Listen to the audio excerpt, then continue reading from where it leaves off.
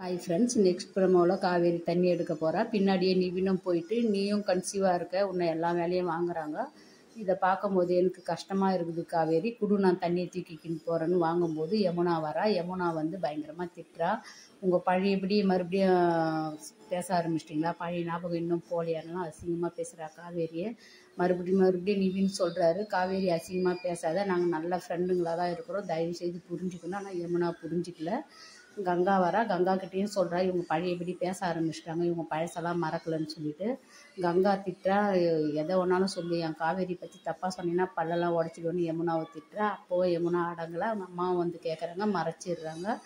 அடுத்ததாக யமுனா வந்து விஜய்க்கு ஃபோன் பண்ணி, உன் காவேரியால் தான் என் வாழ்க்கை கிடப்பது, உன் ஒய்ஃப் வந்து ஃபஸ்ட்டு கூட்டிக்கோன்னு சொல்ல போகிறா. இப்படி சொன்னாலும் ரொம்ப எங்களுக்கு சந்தோஷம்தான்.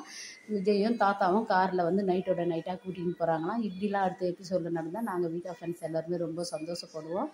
போதுமான வரைக்கும் சீக்கிரம் விஜய் கூட சேர்த்து வைங்க. Bye by.